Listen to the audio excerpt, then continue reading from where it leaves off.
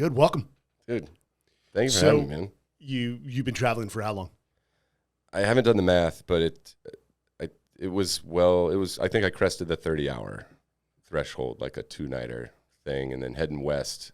Heading west is easier than heading east. Yes. But you're still just like in the middle of one of the flights, I'm just like shaking. I was like, man, I haven't had enough water, and then I have too much water, and then I just have to run to the bathroom to throw it up. It was like one of those, it ain't one of those things. It was not my worst travel experience, but just happy to be home.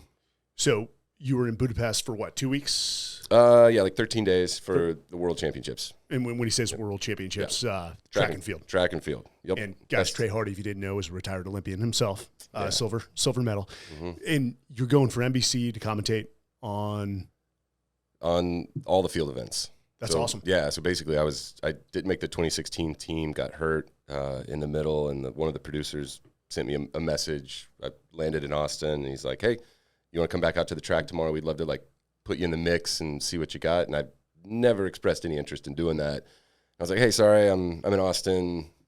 Maybe next time." And he's like, "No, we'll fly back out. We want to basically test you out and see if you can do it." Didn't want to do it, and my wife's like, "You're going back. Like, I'm not gonna sit around with you all summer here." Like, go back and check it out. Sounds like a wife comment. Yeah. So the next day, like 3:00, I was in Eugene, Oregon, on the track with a mic in my hand, kind of too dumb to be nervous. And then 2 days later, same producers yelling at me as I'm walking to the airport to my Uber, "Hey, do you want to go to Rio?" And at that point, I'm like, "Yep, let's do it." And so just kind of been doing it ever since. And it wasn't something I saw on TV and wanted to do, and it wasn't like a passion or anything like that, but it really is such a cool experience for me to be able to do. And now it feels like I'm proud that I get to be like the steward of the field events, to bring that to people who, number one, love the sport, but really, honestly, people who don't love the sport. Like people who just casual fan, maybe the TV's on, and they're like, "Well, what's going on here?" You know? So, I mean, do you feel like you also get to defend the athletes when people are so quick to criticize on a poor performance? And oh yeah, 10 out of 10. Like, and especially what's going on now with Noah Lyles and the NBA and all this stuff. Like, it just feels like I'm a part of the media, but also a former athlete. Like, been there, done that. But have you weighed in? I did. Yeah, I just did. I've weighed in a couple of times. I've kind of stayed on the sidelines, but then now I've kind of weighed in on a couple of not random, but like other like NBA content people who are like chiming in. And I'm sorry, could you give the context of what now? Yeah, so the fastest man on the planet, the man that just won the 100-meter dash and the 200-meter dash at the World Championships, American Noah Lyles. For our country. For the United States of America. So, yeah, that's the hardest part about broadcasting. I can't say we or us. It is so hard. And we have like a tip jar, basically. You have to put $1 in every time you say it. And there's some weeks where there's like $40-50 in there. It's wild. But so he just, in a post, race interview, receiving I think he was getting his 4x1 medal. So he had 3 golds. Anchored the 4x1, won the 100, won the 200. The only man that's faster than him in the history of the world in the 200 is Usain Bolt. He's number 2 all time. So he just says, yeah, it feels great to be a world champion and like a real world champion, like not like, it doesn't make sense. The National Basketball Association, they give their trophy and they call it the World Championships, or like, I'm king of the world, like after the Super Bowl or something like that. It's a national league, and it doesn't, like, I'm a world champion. Everybody runs. Every country was here. They had a chance, and I beat them all. And then Kevin Durant clapped back real quick on Instagram and basically like put up a flare, and then a bunch of NBA superstars tagged on and were like, "Man, sit down." And then I think it was Gordon. Is his name Aaron Gordon? Like 6'10" dude, like can jump out of the gym. He's explosive, and and I'll be the first to say some of the best athletes in the world play in the NBA. That is the most athletic and athletically demanding, like problem-solving sport, quick decisions. You got to be an athlete. I always thought Russell Westbrook would have been a great decathlete. Like, made sense. But yeah, he said he would beat him in a 200, and then I'm just sitting on like the sidelines, just like, okay. I mean, this is good. It's good for the sport. Get some new eyeballs on it. Get some chirping. It's always nice. It's always good. But at this point, it's like those people who think they can win a point off of Djokovic. Like, yeah, I could get in there. I played tennis in high school. I could win a point. No, you effing couldn't. No, you couldn't. But anyway, so my job is like to not be negative and catty and like call people out and compare. My only job, like from the very beginning, like, hey, Trey, you're here to be positive. You're here to replace, some people on the team that were kind of critical and negative and weren't going to change. And so we just want you to be positive and happy. And I'm like, that's easy because I love this stuff. It's incredibly impressive every time to see it. And now it just feels like this great honor that I get to kind of, like, I don't care if I get on camera. I don't care how much time I spend on the broadcast. But the time I do get, I really just take advantage of it and try to be authentic, which is just like I'm excited to see stuff. Is it hard to, and I'm speaking from what I used to do to now, I almost feel, it feels like imposter syndrome. Do you still like, hey, that used to be me? I don't let myself cross the boundary back into like former athlete Trey, because then you get into like kind of like having a beer at the bar and talking about old PRs and like, oh, I remember this time and this was what I was thinking. And I try to stay away from that as much as I can. And I think about the best, what I try to do is explain things in a way that would get my drunk aunt excited to me next to me on the couch. Like, that was the best analogy I ever got right when I was starting out. It was like, hey, don't get too caught in the weeds, but like, how would you make your aunt, if your aunt's sitting next to you, she's had a few drinks, how would you get her excited about the discus or the pole vault or something like that and help her understand what just happened here? And so that's kind of where I always come from it. And then I'll write like in big Sharpie, be happy or joyful or something positive, just to like always revert back to that. Now, being a decathlete, I'm assuming that makes you more well-rounded to commentate because you've done so many of the events. You've got an opinion on them all. All of them except hammer and triple jump, but I did train with hammer and triple jumpers. So when I'm throwing discus out there, I'm next to a hammer thrower and picking it up, and I've thrown hammer a few times, not very far, and then triple jumped a couple times. But yeah, that pretty much is it. I think from the producer standpoint at NBC, I had the appropriate background. It's just, is this going to be a deer in headlights situation, or is this going to be a guy we can just throw to, he can carry it and he can throw it back kind of thing. But yeah, being a decathlete, by nature, you're not like the best in the world at any one thing. You're just not bad at anything, and you just pick stuff up quickly. And because you're not just great at anything, you kind of have to be very technical. You really got to understand it, because you're not just going out there and walking people down and like jumping far. You got to earn it. It's funny you say not the best athletes in track and field, though, are the ones that can do a lot of things. While we're talking about the fastest man in the world, he's very good at that one thing where you're almost like the general manager. You've got a wide breadth of experience. Yeah. So in 1912, I think King Ferdinand of Sweden was handing out the medals at the Olympics. And Jim Thorpe won the all-around, and he won the long jump and the high jump and all these other things. And he handed out his last medal to Jim Thorpe, and he says, "You, sir, are the greatest athlete in the world." Boom.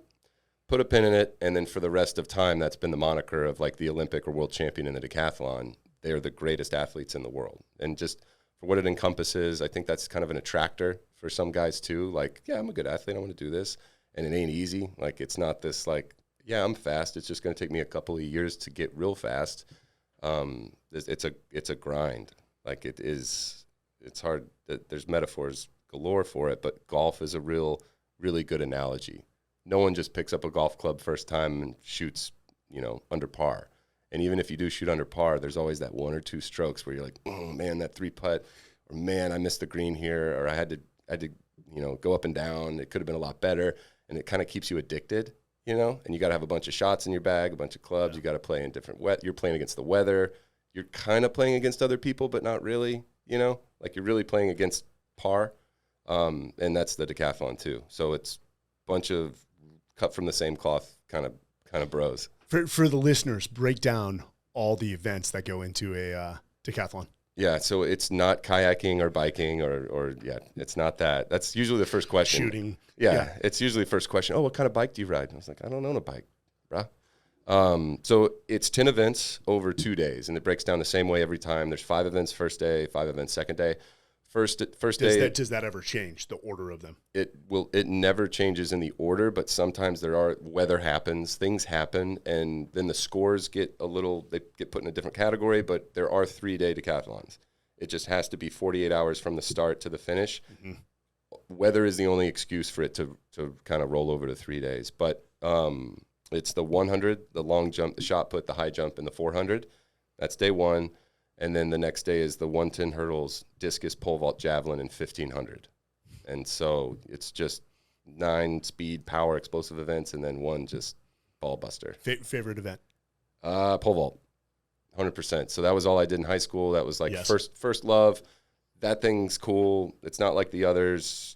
I want to learn how to do that. And I got okay at it. I was from Alabama, so like I was good for Alabama, but not worthy of a scholarship anywhere, you know? And got to college, got a book scholarship to Mississippi State, and got to college, and then they were like, hey, you're fast. You already know how to pole vault.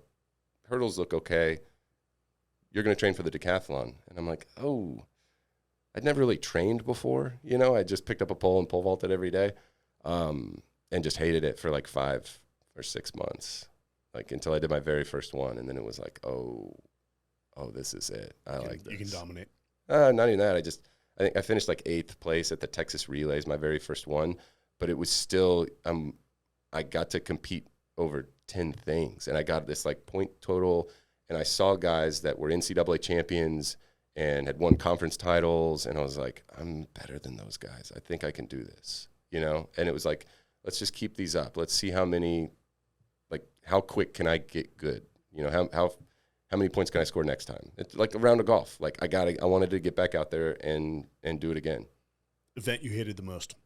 I think there's 2 hates. There's like, hate, like this is gonna suck, and that's 1500. I knew you were gonna say it. I don't think anybody's favorite is that, but No. it's at the end of a real grueling process. No matter how perfect it's going, your tank's empty, and you're always running for something or running from somebody, like someone's chasing you or you're chasing something. And it really is, doesn't matter what's going on, it hurts the same. Like a 5 flat 1500 or a 430, it hurts just the same. So it really is like, all right, you're just going to have to do it now. Like there isn't any like best scenarios where it's easier, you know? But then the worst, like the one I really didn't like the most, that was the most frustrating, was the high jump, where like the biomechanics and my explosiveness and my skill and everything else just didn't really translate. Like I have a 42.5-inch vertical leap off 2 feet, standing there, jumping up, could run and touch the top of the backboard, and I could barely high jump like 6'8", 6'9" consistently, like barely. Like I could jump 6'7" consistently, which is like 2 meters, but just could not like break through. It was just this weird, frustrating, I'm getting frustrated even talking about it to you right now. And it just was the one event that I just never felt like I unlocked. Yeah. Let me ask you this, because I'm sure there's so many different ways to train for it. How did you train specifically for the decathlon? I mean, every single day, would you hit the 5 events, and just rotate, or would you focus on one thing per day sometimes? I was really lucky that my first coach, he had a great coach in college. He was a college decathlete at LSU. And he was coached by Dan Paff, who's just a legend in sports science, physiology, and coaching in general, but he was a really good decathlon coach. And we basically played the long game. You know, I was learning all the events except pole vault. And it wasn't like, okay, crash course in this. It was, hey, let's train commonalities. Here's how we're going to do it. Every week is going to look the same. And we're playing the game where Trey's going to be great at 24, 25, 26, not 19, 20. And have these like peaks and valleys and ups and downs, and every event got the same amount of attention for going on like 10 years before we kind of switched up how we trained as I got older and got that, you know, kind of old man strength and knew where the low-hanging fruit was. That's it's just overwhelming. It would feel like your hair's on fire, the amount of things you've got to. Do you feel like you became you're competing at the top level. Did you consider yourself an expert in all the events? By the end, yes. I could have stepped in and replaced anybody's coach. It was like, you're over in Europe and someone's like, my coach isn't here. Will you catch this or watch this? I'm like, yeah, totally. Like I could have stepped in for anything except for like like a middle distance runner. I wasn't going to program workouts for them or do anything like that. But it ended up being the case where, not by design, but over time, I did it for so long. You develop first, you know, a little bit of physical ability, then you learn some competency, and then you learn the underpinnings of why you've been doing the things that you've been doing, and then you learn the, like, kind of like the theory behind that human performance and how to peak and periodize and how to create this kind of strength and speed and power, velocity, and where all those fall on the spectrum, and then how to time everything up physiologically, where aerobic power and anaerobic power can be timed up, max velocity, absolute strength, and all that stuff. And that's how we kind of set up our training so that all those things would intersect on the days of a decathlon. So you start out at Mississippi State, they drop the program, go to UT, Yep. but you finish on the outdoor championships, you know, NCAA champion in 2005. Mm-hmm. And then in 2006, you set the record for the NCAA. Yeah. Which, and it was awesome at the time, but now I think I'm like 5th on the list. Like the way the guys that have been coming through lately are just insane. But yeah, it was a instant success. Like really, it was the translation was really, really good. I got along with my teammates. My coach was awesome, and it just was the right decision for me, right environment. And it's kind of, I was big fish, little pond, and then moved into the biggest pond. And then you're running around. There's, you know, TJ Ford, there's Vince Young, there's Kevin Durant, there's like Houston Street, Kat Osterman, Sonia Richard-Ross. You're just like, whoa, this is awesome. Like, and you're just surrounded by this success and excellence, and then the way that everybody went about their day and their business and the athletic department in general was just this like rising tide that it just gave me a little bit more belief, you know, like being in that environment. And I'm sure there's an element of, as you said earlier, either compete or lose your scholarship. You're gone. I mean, a little bit, but I always felt like it was a job. Like the day, I mean, even my little book scholarship, I felt like it at Mississippi State. It felt like it was a job. Like, and I had always worked. I worked from the age of 14 till like right now. You know, always held down some kind of I'm going to do this for create value somewhere and do this work. And so for me, it was really just fulfilling that commitment and earning my spot and earning the money that I was getting. And I knew I never felt pressure. I just knew if I always showed up every day and did that work, it tracks a beautiful sport like that. If you actually do show up and do the work, you do get better. That's how our bodies work. The stress, there's no like, you know, qualitative version where you get style points and you're just, oh, that judge just didn't like me. No. We're going to know what you did. We're going to know how you trained because there's a number there, centimeters, seconds, whatever. We're going to know. And so I always loved that about it. There was no judge or referee that could take anything away, and I was ultimately responsible for my own success. You know, like if I didn't show up, I wasn't going to get better. At that level, I'm interested in this. I mean, you said it's a job, and I have no doubt. And I actually hear that as a positive thing where some people see it as a negative thing. Was there ever an off season? And two, I mean, your college experience is a lot different than the 99.9% repeating. Did you enjoy your college years in retrospect? Oh, loved them. It was a different era too. There's no NIL. There's none of that stuff. Yeah. It was like kind of the transition from the good old boys to like there's no social media. There's actually Facebook had just started, and it was only for universities, and like I think Texas was like the 5th or 6th or 10th or something like that. So Facebook was still about like chat rooms and stuff, you know, but I loved it. Absolutely loved it. It was, you were doing it with like-minded people. You were, you know, suffering together. You were sacrificing for the good of a team. You were a part of something that was kind of bigger than yourself in the university. And it was, and doing it in a town like Austin was just, looking back, I mean, we all took it for granted. It was awesome. In the early 2000s, it was awesome. It was like heyday. It was before all the tall buildings, you know?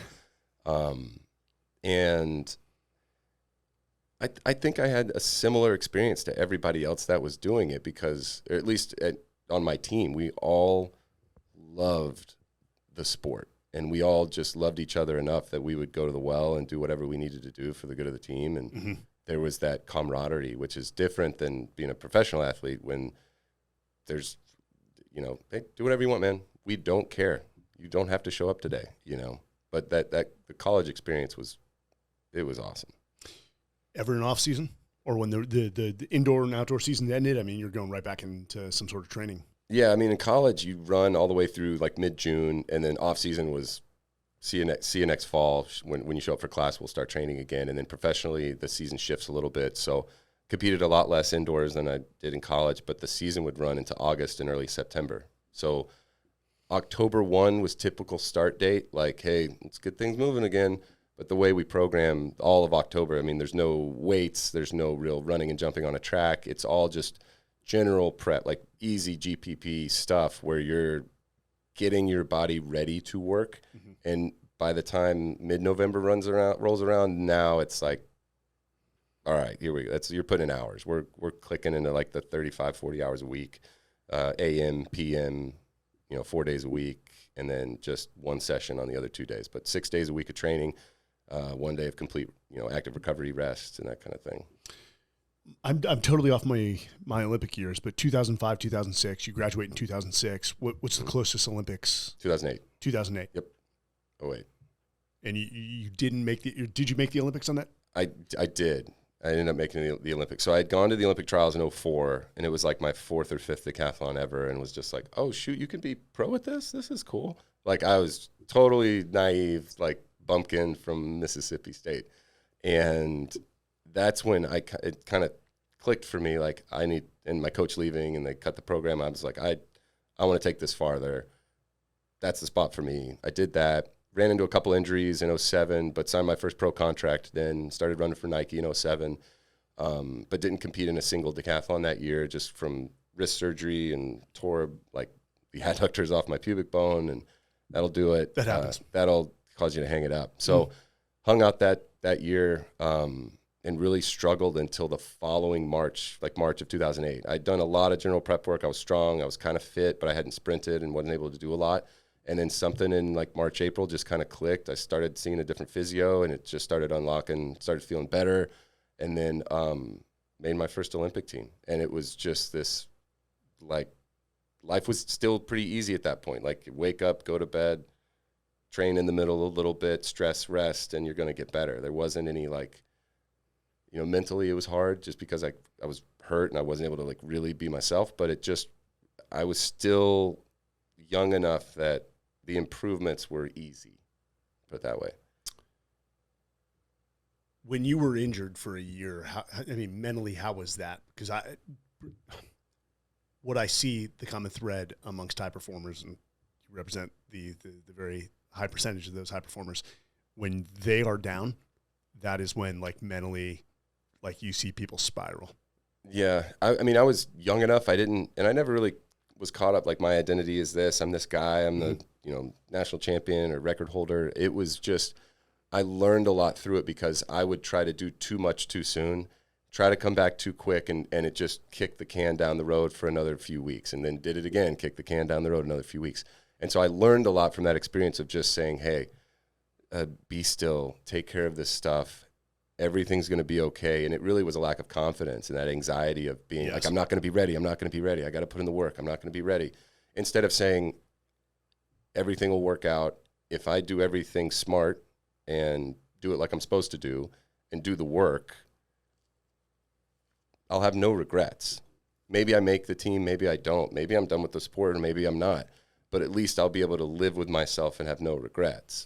So that kind of forms throughout the process of being an elite track and field athlete, because there is no, like, it's the top 0.5% of 0.5% of half. The difference. It's the Jerry Seinfeld thing, like, national hero, no one's ever heard of you. Yeah. And it literally is, we're talking inches of the difference in what, like, going to bed early might mean or something like that. And so I think as a track and field athlete, you're just hypersensitive and very aware and probably read into a lot of stuff a little too much. So that's what makes it kind of hard to rest. In terms of and I've heard this, Steve Prefontaine, I know, was vocal about this, is how much Olympic athletes are supported. I know you had the pro contract with Nike. You're still living slightly above the poverty line, I'm assuming, or is that comment drastic, a little dramatic in itself? I think the vast majority of track and field athletes, sit right there. Yeah. I think they do it. They get enough to to continue training and maybe not have to have a full-time job or maybe it's a half part-time job. But the decathlon's one of those events that gets to be on TV during the Olympics quite a bit. And the United States has a famed tradition. Like, we're very successful. Dan and Dave, I think they each made like, it's either $11 or $19 million for that Reebok campaign back in 92. Like, inflation adjusted, that's a crap ton of money. No one's making that anymore. But I was still in what you would call a premier event. You know, it's the 100, the 200, or the 100, the 400, and like the decathlon, and I think that's kind of it. 1500, sorry, the men's 1500. Those are kind of, I remember seeing a marketing sheet, and it was like tier 1, and I was like, oh shoot, I'm in tier 1, cool. And I had no idea. So my first contract, had I made the World Championship in 07, I would have made a really good salary, like way above poverty, like really good salary. But I didn't, so I was kind of right there. I remember I could save that whole year because I invested in myself, got new physios and stuff. I think I saved like $3,000 that year. Like, stored it away and was really proud of myself. And then the next year kind of did the same thing and had stored it away and ended up making the Olympic team. So a lot of bonuses involved. But by the end, I think I'm on record of saying they paid me way too much. Like, I was. Other athletes are like, hey, shut up. Yeah. They had a lot between myself and then my teammate Ashton Eaton, who came out of school, then set the world record, Olympic gold. Between the two of us, we were probably chewing up a lot of budget, like a lot of budget. And so I was just really blessed. I was really fortunate to like have a run of success like I did, have a good agent who had set up a good contract, super high base salary, like well above most of the, other professional leagues, like league minimums, like it was, to me, just silly money.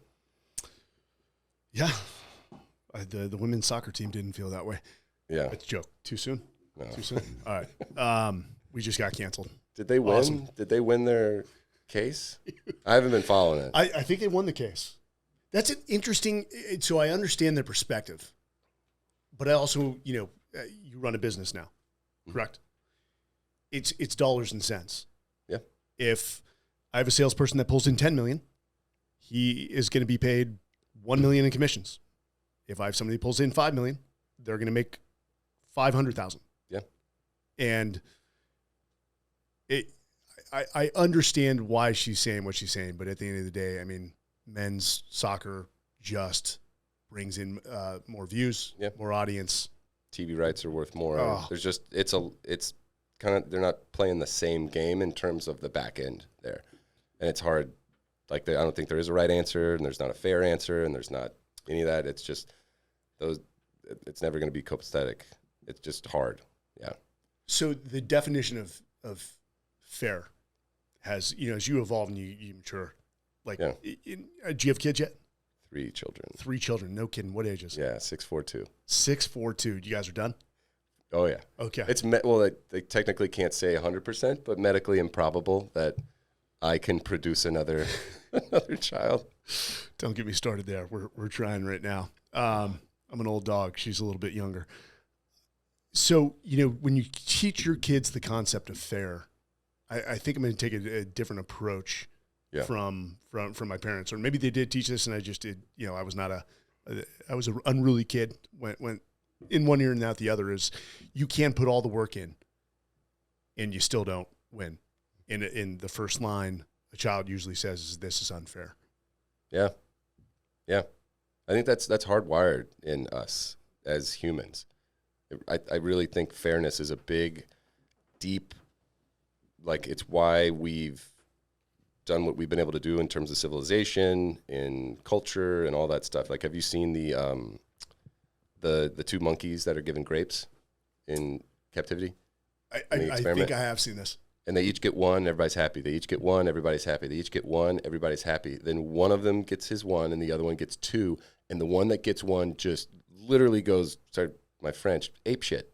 Like, goes crazy. And I don't think he doesn't even eat his one. He's so pissed off because it's not fair.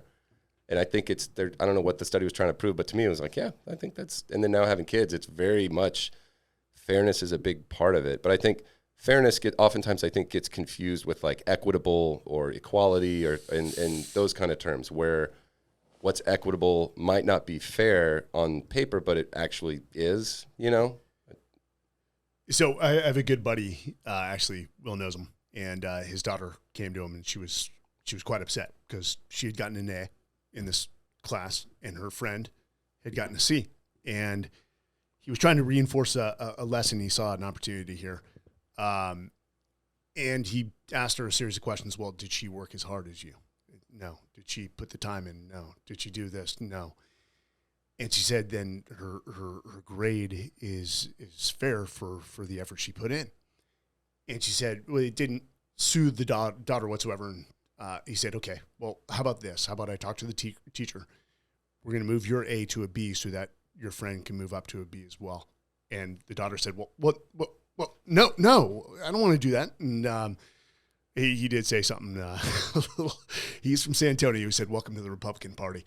Yeah, but it's an interesting. We're in an interesting time in society right now where the diversity, equity, inclusion is those definitions are not necessarily aligning based off whose perception or experiences they have, and it'll be interesting to see where this settles out. But I mean, I can't tell you in life how many times I put the work in and it just doesn't work out in my way. I mean, I've had textbook failures for companies, and I've only been out of the military for 5 years, but textbook failures from which I've learned the most. And it's an important part of life. I mean, you learn more from failure than success, like every single time. It's not even, there's no argument there. Like you're lucky. Like if you're good, you're kind of lucky. And success is really just staying in the game long enough to get lucky. Work so hard. There was actually a discus thrower at a female discus thrower at the World Championships. Had no business, like, being there. Fantastic discus thrower. Had to set a personal best on her final throw just to make this team at the U.S. Championships. Like, and it was incredible. She threw a PR, made the team. You're like, great. Hope she gets there, and maybe she, gets lucky and makes the final at the World Championships. She won the final. She won. She's a world champion. She set a 4-meter PR on Which her. Is unheard of, probably at that level, because you're going inches. Absolutely not heard of. But then I had time to reflect on it. We celebrated. It was awesome. Total drama. She unseated the woman who probably should have won, American record holder gal. And I had time to reflect on it. I was like, you know what? It's not like that wasn't crazy. She's busted her ass for the last 10 years just to give herself the chance to step in the ring and get quote unquote lucky. But she earned that chance to be able to do that because the failure, and staying in the game long enough to get lucky, And I think those are the successful people, are the ones who just continue on, that trudge through, that learn from mistakes, that continue to keep going. And that was, it's all around us now. Like Instagram's nothing but like a bunch of promotional, like self-help stuff. But like Seth Rogen, like the actor who's like, like that guy, gave a really kind of powerful little snippet. And he's like, I just didn't quit. Like I've got plenty of friends that tried this and they would quit after a couple of years. I failed for 2 years and I didn't quit. And the most successful people in my business just never quit. Like some of them got lucky, but you can see what happens because they quit when it's not happening for them. But the ones that stick around are the ones that don't quit. I think that's life. That's the rule of life, is just don't quit, keep on going, because other people will stop. There's a difference between quitting and giving up. But all right, that was a good podcast. That was a good one. That's good. Okay, lessons. So the first time you walked through 2008 was that Rio? Beijing. Mm-hmm. How was that walking through the tunnel for the opening ceremonies? Was it almost like I've made it? Yeah, it was cool. Like it was that thing I didn't know. It wasn't a dream of mine to go to the Olympics, but it was a mission and a goal of mine. And it was that box that I got to check, and it was grand and huge. And that was my first time out of the country. So You're kidding me. Yeah. So I'm like, whoa, like this is a big deal. Like that Kobe Bryant's right there. Like I got to meet the president. I got to it was wild. Like, and it was kind of too big, really. Like it took me over. I was like so hyper focused on winning a medal that I didn't really enjoy any of it. And I was like looking for reasons to like, oh, well, I can't have my normal dinner, so I'm not going to recover as good. Or like, oh man, I can't even drink the water out of the fountain, so I'm not drinking as much water as I normally would. And it was just a lot of like, not looking for negatives, but just not enjoying the fact that I'm at the doggone Olympics, and just got in the middle of the competition. And it was my first time. An Olympic schedule for a decathlon's way different than like a, going and getting a qualifying score, or even like the U.S. championships. It's just drawn out. So instead of it being like, all right, you guys just threw the shot, let's go high jump. It's like, you're going to do the 100, the long jump, and the shot put in the morning session. Then you're going to have 4 or 5 hours before you come back up, maybe 6 sometimes, for the high jump and the 400s. Now you've got 2 sessions, a big break in the middle. And then you run the 400 at 9:30, so maybe or 10 on some meets, and you're getting back to the hotel at like midnight, 12:30, trying to get some sleep, but then you have to get up at 5 because you're running the hurdles at 8:30 or 9 in the morning. And it's the same thing, morning session, evening session. So you've got this long, drawn-out, exhaustive thing, and I just wasn't ready for or mentally prepared for any of that. Did you know that going in? No. I mean, I saw it on paper, and I was like, okay, I'll be all right. Yeah. Instead of like, all right, how do you think that's going to feel? How are we going to cope with this in between events? How are we going to do this during the rest periods? How are we going to do this? And no one on my team had done it either. So not that we were blind, but we were just naive, and the moment was so big that it kind of overtook like my body. Like it just, I could feel it in my body. And I was, again, probably looking for a reason for it not to go well at that point. But I was in medal contention. I wasn't having a bad meet, wasn't having a great meet, but I was right there. I mean, I'll go to my grave saying if I clear a bar in the pole vault, I'm winning a medal. And that was kind of it. It just, I kind of woke up out of this weird dream, and I had missed 3 times in the pole vault, and that was it. That was the end of my Olympic experience. But left unfulfilled in saying, I got one more go. Yeah. I mean, someone was also paying me to go one more time, but it's also a good thing. But not that was your motivator, I'm sure. It made it easier. But no, my coaches sat me down right when we got back to Austin and just said, hey, do you really want to do this? Like, is this something, like, really put me to it and challenged me to go leave the sport for a month, go away for a month and really come back, or don't. But you need to figure out yourself why you're here, what you're doing this for, because, like, without saying it, that the whole summer was a waste of time, They played you. Psychologically, they played you. I bet he left the room, they're like, watch, he'll be back in a month. Oh, yeah. Motivated where we need his headspace to be. Exactly. We'll throw that picture up that I sent you, dude. I'm assuming this is the 2012 again, which was London, right? Did I get that right? The one on the right, Trey Hardee, dude. That was 1 year after Beijing. Yeah, like 1 year after 2009 in Berlin. How much weight training were you doing? Like a little bit. Like you lift a little differently. So that was maybe 2011 in Gotsis, maybe. In terms of physique, do you think you were by far ahead of the other guys? Well, I have really thin skin, so the veins are not from anything other. Like you can see my veins right now. Like I've just got really thin, thin skin. So I did lift, I'd say often, but it wasn't like there's no never lifted for hypertrophy, never lifted for anything other than producing power. So most of your workouts were on the track.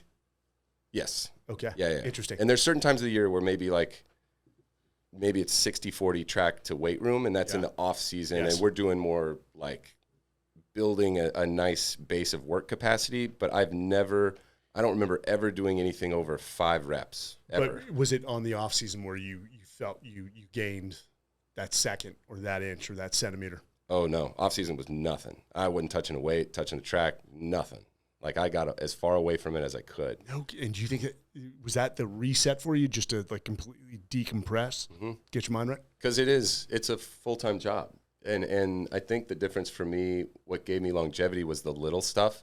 I started to take more seriously everyone calls it a warm-up, but I just called it like movement preparation or prehabilitation. I took that so seriously because I knew it was building more robust joints and ligaments for me to be able to do more work and work in, work out. Like that's what was going to make me better. And I was blessed. Like, I'm blessed with levers. I'm tall, and some people are wired, some people aren't. I was tall and wired, and so all I had to do was be patient and get in the weight room a little bit. Dude, I mean, the Jets, the New York Jets, made you an offer to come try out. Yeah, they're like, hey, it was after Beijing, and my sports psychologist ended up being their sports psychologist, and so he's like, hey, we got Trey, you should come out here. I'm like, I don't know why. He's like, they want you to be on the practice squad. Do you think you'd want to do that? And I'm like, man, compete to be on the team. Right. Yeah. I was like, man, I just kind of went full send on this decathlon thing, and I'm going to hurt myself out there.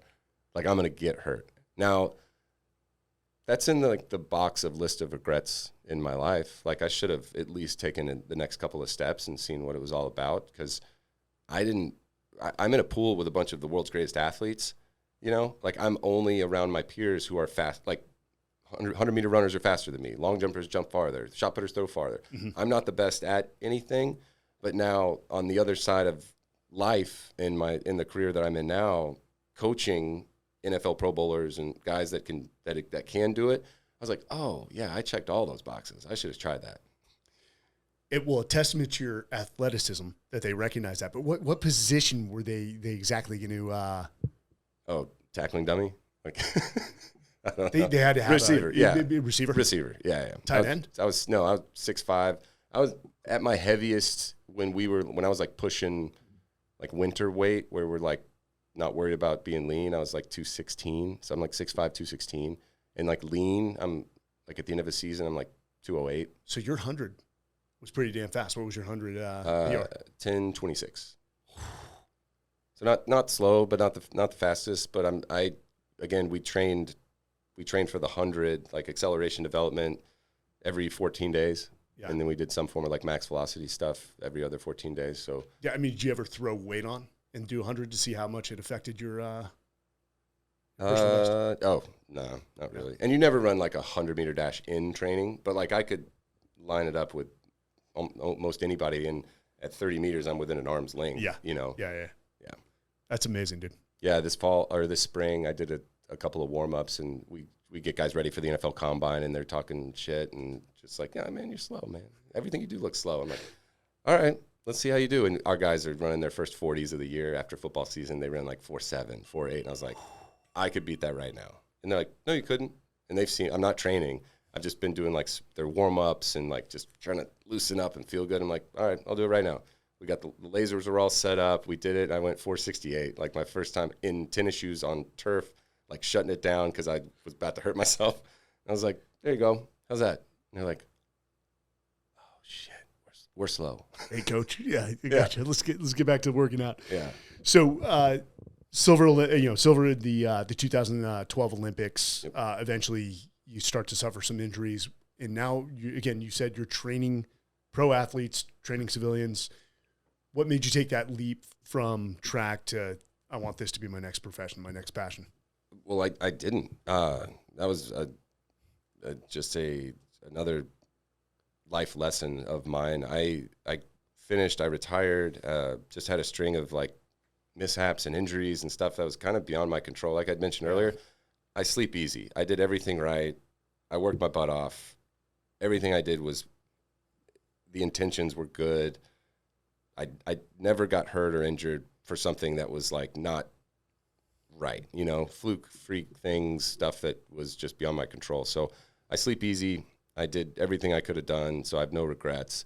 And when I finished, though, I just wanted to see what else was out there in the world. I didn't really know what I was going to do. It just felt like if I set something up and was trying to angle myself for post-training or post, career, it kind of felt like I was cheating on the sport, like it's Prefontaine, to give anything less than your best is to sacrifice the gift kind of thing. So yeah, Prefontaine we probably few screws loose there. Yeah. One thing on Prefontaine is I used to go to track camp at Oregon during the summers.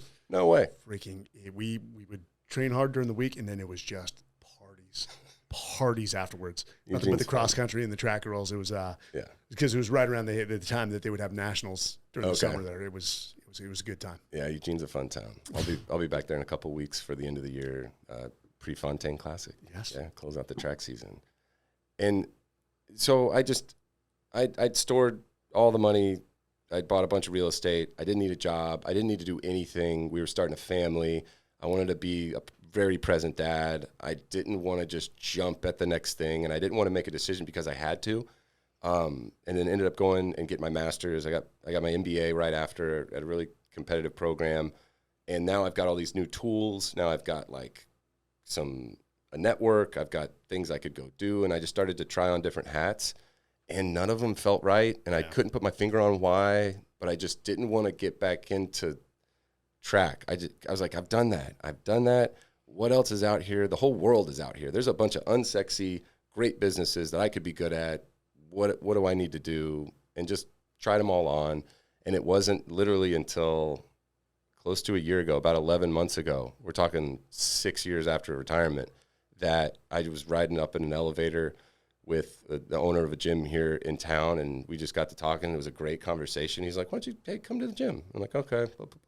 We're talking. He's like, hey, you should meet this guy. His name's Mo Wells. I was like, okay, I'll come back in a couple of weeks. I met Mo, and within 2 minutes of talking to Mo, I'm like, oh, this is going to be fun. Please, can I come work for you?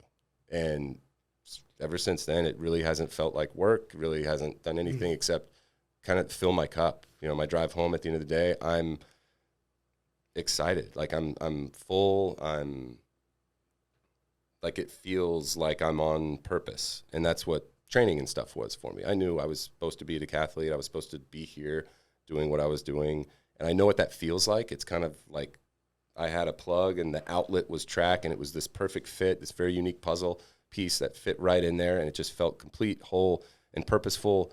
And then I just didn't have that for 5.5, 6 years. And it just was frustrating and lonely, and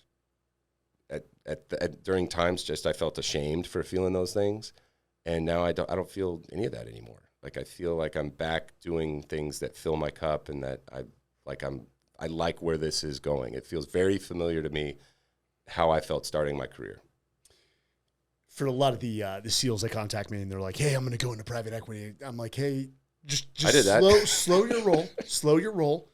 And what I've come to realize is that you retired early. We usually retire around 40, between 40 and 50. It's more of a process of elimination of trying this. Like, I don't like that. Trying this, too hot, too cold. That's just right. And it takes time for some people.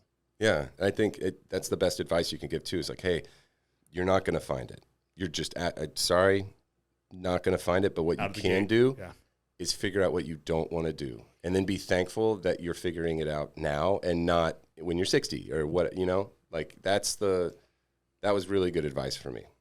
So yeah, try it on a lot of hats. And find out what fits. No, I'm having fun right now. It still is a ton of fucking work. We work our asses off, and these guys hate me. I'm just like, I need a video done by tomorrow. Yeah. Well, I've got a party. I'm skipping the party. Yeah. Get it done. Thank me for having a job. So you work at the Collective. Yes. That was the old, trying to remember what was it? Where we are Collective North, the old CG arena. Yeah, the old Camp Gladiator. Right? Yep. Beautiful facility. Yeah, Allie and Jeff did a great job like building that out. And then now all we did was come in and paint it all black. So is there a turf field right next to it? And you guys own that piece of real estate? We own that real estate, and that's all getting redone. That'll be all artificial turf with our branding and logos and all that stuff, ready for the next like pre-draft combine off season. Oh, bro, I got to come check it out. I mean, amazing. Anyone can join, right? Yeah, anybody can join, and it is as good of it's a high performance facility. It's not a gym. It's a high performance like social club. Like, it's never crowded. It's by design, like, and we have all the toys, all the tech, all the gadgets, all the coaches. It is fantastic. And you rub it, and you get to like rub shoulders with Pro Bowler, NBA All-Star, like tech CEO. Oh, okay. Like, it really is very unique. That's awesome. Yeah. I can tell the passion as you're talking about it. Yep. And I know the whole reason you're here is you've got a row coming up. Oh, yeah. That's a little paddle. How many miles? It's only 21. Only 21. It's only 21. Have you been preparing for that, though? I prepared a little bit, more than in years past. So this year, the Flatwater Foundation actually took out, we had 13 people go to British Columbia, like North Vancouver Island in the Broughton Archipelago, and we went 75 kilometers in like 72 hours. Just with camping on an island. Camping on your island, whatever you can pack on your board, that's what you had. Next time, call me. Like Men's Journal will follow you guys and document this whole thing.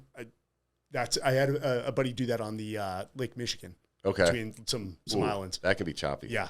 That can be pretty choppy. A lot of ships have been lost in Lake Michigan. Yeah. So I did that. That was coolest experience of my life. It was so fun. This was in June, so it was beautiful. Yeah. It was like the high of 60 every day. The water's 48 degrees. We got lucky with the weather. It like sprinkled on us like one time, but like just one of the most beautiful places in all of the world. Like the most bio-dense place. So everywhere you look, there's something alive that can either eat you or is scared of you kind of thing. So it's like the killer whale, the grizzly bear, and bald eagle, capital of North America. So it was fantastic. Vancouver, the San Francisco of the North. Yeah. Yeah. And I'm from San Francisco. So no, that's awesome. I love the very, singular focus of this organization. Can you explain to the listeners? Yeah. So just the backstory. So Mark Garza founded Flatwater in 2010, and they did it just on a stunt after his experience with his own family. His father was diagnosed with bone cancer, prostate cancer, and had just been going through all the shit that you go through with a cancer diagnosis. And the family was just being like, there was friction, it was splintering, and everybody kind of does that in silence. And Mark had gone to see therapists and just talk to a professional about what's going on and try to get some tools to help cope with what's going on and figure out a way to get through this himself. And after a couple of sessions realizes, oh my God, this is so expensive. Mm-hmm. And then digging a little deeper, you find out insurance didn't cover any of that. And then you find out how many people are dealing with this on a daily basis and the millions of people that are going through this cancer diagnosis. And then you think about, okay, well, it's them plus their family. It's them plus their spouses. It's them plus their kids. It's them plus their parents. It's them plus everybody around them. And so as a stunt, just a marketing stunt, he and a few buddies went out on Lake Austin, and it's a 21-mile lake from dam to dam, from Mansfield Dam to Hula Hut, down near Red Bud Island, and they just paddled it. And they had a friend at, I think, the local Fox affiliate, and they recorded a little bit of thing, threw it up on the evening news, and just raising awareness for, mental health and how important it is, coping with cancer, and everybody needs to take care of themselves. And then a couple weeks later, he gets a call, and there's like $13,000 that had been sent in, and he's like, what am I going to do with this? And then a month later, he talked to one of his friends from college who just happened to be the CEO and founder with Lance Armstrong of Livestrong, Doug Ullman. He's like, hey, Doug, I think I want to do this. And so Doug helped him like organize, helped him figure out how to set up this event. He did the first ever Damn That Cancer that year, and it started to it was this passion and this mission and this thing that he felt so strongly about, created the 501c3, created the event, and then my wife got there a year and a half later, and interned at Livestrong before the whole Lance Oprah thing. And one of the events she helped out on was Damn That Cancer. And DTC has since grown. I think they raised $30,000 the first year, and the goal this year is to raise $1.3 million after a couple of back-to-back years at 1.2. And 100% of all the money that's raised by the foundation goes to the mission, and that is covering the costs of mental health therapy and counseling for families associated with the diagnosis. Say that again. How much? 100%. 100%. Every dollar that's donated. So like right now, I'm raising money to paddle, and every single dollar that hits that account goes to a counselor to reimburse them for talking to a family that's going through the shit, that is just in the middle of existential and very real crises, and keeping families together, helping kids cope with what's going on, keeping spouses focused on what's important, all of that. Everything that Flatwater does is underwritten by corporate sponsors and other means, so that I think one of the big problems that not only my wife and Mark saw from major organizations is that people don't really know where the money's going. Yes. It's a tiny drop in a big old bucket. Whereas here, it's Central Texans raising money for Central Texans to give to Central Texans. And they work with tons of great partners like Texas Oncology. They did work with Livestrong. It just is a incredibly, I don't want to say close network, but everybody's way more connected than they think they are. Everyone is probably 1 degree away from someone that's either literally been in flatwater care or donated or raised money for flatwater. And it's sad that it's so necessary, but it is so important and so impactful, and it is often the first thing that kind of people don't think about. You are a father. The way I can sort of conceptualize this for me is like I would spiral to watch one of my kids suffer from cancer knowing I can't do a thing. And I think it's that helplessness that there's no way to cope with that, especially when you've been in control of almost a majority of the outcomes in your life. That's my biggest fear is when you mess with my family or my kids and I'm powerless to do anything. That chokes me up just thinking about it, man. Yeah. I mean, I think thematically that's a big part of like our own mortality. And then we talk about fairness, how unfreaking fair it is to have it happen to you, the people you care about, your neighbors, your friends, and it gives you the ultimate perspective. And that's a beautiful thing that Flatwater's given me and my family, is just the perspective on a daily basis of how blessed and fortunate we are and how fortunate we have been, and helps us honestly and celebrate the time that we did get with the loved ones that we have lost. And it is a lesson that we get to pass down to our kids, and it is something that's really important to us. And it truly is, like, from top to bottom, it's grown into something that the founder, Mark, had no idea it would grow into. And right now it's just full, foot down, full gas. How much money can we raise? How many lives can we impact? What else can we do to spread this message and to get more people involved? And then the next step is to move this into different markets, because it doesn't exist everywhere. And so now that just the logistics and the gymnastics of recreating what the flatwater culture is in Austin in other parts of the country. Well, that's noble work. And as I was looking at the team, I went right past your wife until he said something. So I see that. So she's the VP of Impact and Events. Yeah. Well, on behalf of Men's Journal, the Everyday Warrior, we'd like to donate 1,000 towards the cause. We'll do it right now. Which when I say the Men's Journal Everyday Warrior, that's me. I'm a vet, so I'll give what I can. Hey, thank you. And Wow. That's good work. But more importantly, where can people go to sign up for this event? And we'll drop all, because we're going to do an editorial on you to pair it, flatwaterfoundation.org. But I'm not seeing where to sign up for the event. The event, this is what makes it kind of unique and special. Mm-hmm. The LCRA, the Lower Colorado River Authority, yes, will only allow and permit the foundation 200 spots on the water. So while the event has grown immeasurably in monies raised, the number of people on the water has stayed the same. So the first year you only had to raise $1,000 to paddle. Mm-hmm. Then a couple years later clicked up to $1,500, then $2,000, $2,500. Now we're at $3,000, and we think next year it'll have to be more, because so you guys you're full at 200. Yep. And each of them had to raise $1,000 to get in. 3,000 this year. 3,000. Yeah. Holy cow. Yeah. Holy cow. That's amazing. I'm still like 2,000 short. And to do the big paddle in Vancouver, you had to raise $10,000. And dude, done. Let me know. Just give me 6 months in advance. That's it. Yeah. And so to be a paddler on the water, there's an application process, because the event is old. Well, the event is now over 10 years old. It's 13 years old now. And we have paddlers that paddled way back in the day. They paddled all of them.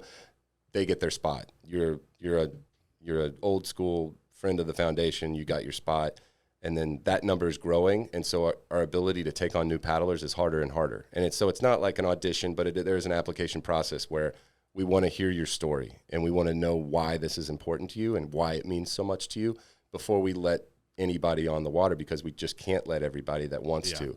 And so now the waiting list is very, very long. Is there an after party people can attend, or is there a way they can Absolutely. support you? That's what I was going to say. The best part is there's no limit on the after party. It's at the LCRA lawn right at the end at the Redbud Center, which didn't know existed before a few years ago. It used to be at Hula Hut. It was a big party, but there was like some commingling and people were trying to have dinner and like, what is going on here? And then now we're at the LCRA lawn. It's all ours. I think we had like 500 or 600 people there last year. Yeah. And on what day? It is what awesome. Time? It is Monday, September 11th, and the party starts at 5:30. 5:30 p.m. 5:30 p.m., and there's raffles. There's all kinds of games and fun stuff to do, like bring the kids. It is a beautiful site. The LCRA lawn is awesome. That is a little further down from where people launch boats? Correct. Okay. Yep. It's as close as you can get to the dam as possible. Like basically, if you're heading west on Lake Austin, you just, right after you pass Redbud, make a left. Okay. And it's right there. And that is it's just another place and another way for people who can't paddle or didn't paddle to support their friends who are, or just to support the cause. And then really that's like nothing to us. The more the merrier, but the real effort in helping is the volunteers. Like the amount of volunteers it takes to put on a 200-person, 21-mile paddle on Lake Austin, whether it's support boats or setting up a party for 500 people or tearing down the party for 500 people or just logistically moving 200 paddle boards on and off a lake in the span of 30 minutes. Volunteer opportunities are everywhere for this. And that's what I did. So I was competing. So every year DTC was right in the middle of track and field season. It was like the week before the U.S. championships. And I'm like, I love you, Chelsea, but I physically, you don't want me to paddle and then go try to do a decathlon. This isn't going to work out. Be sore. So I was volunteer aficionado, helping do whatever I needed to do, emceeing on the party barge. Like we'd take out the big old riverboat out there and meet them at the 360 bridge and paddle in with them. And we're blasting music and banging cowbells and supporting them because it's a long day. Like it's not a race; it's just a long day. What's the from when they start to when they finish? What's sort of the average time for the 200? It depends on the wind and the weather, but we usually try to make it 8 or 9 hours. So if we're starting at pushing off at the low water crossing at Mansfield Dam around 7:15, everyone's on the water at like 6:30. Like got to get on the water early. And we're pushing out 7:15 and trying to be at the party at 5:30. Yeah, if you have not trained for that, you're not going to get out of bed the next day. You're going to be in pain. There's little things you didn't know you had. They'll be sore and blisters and all that stuff. And that's the fun of it is that most people are really terrified. They're like, oh, I'm not going to be able to do it. That's so far. And then they get out there with 200 like-minded people and they're sharing stories and developing relationships and there's community out on the water that people don't even realize they've been 18 miles, 19 miles. Like, oh, we've only got 2 to go? Okay. Like it really is a special, special thing out there. You get, and just going through that with people just creates this community and bonds and stuff that I think we take for granted a lot of times of what it means to do something difficult. Trey, impressive life, impressive what you're doing. Impressive passion and selflessness with flat water. We will post the links to everything. We'll try to get we will launch this podcast as quickly as possible. It'll be out of sync, but we'll get it in the rotation. We'll get that editorial, and we'll drop all the links for people to donate for this amazing cause. Congrats, man. Awesome. Thanks for coming in. And for the listeners, whatever platform you listen to this on, Spotify, Apple, please go leave comments, constructive comments. That's how we improve, and we appreciate taking the time to do that. All right, guys, we'll see you next time.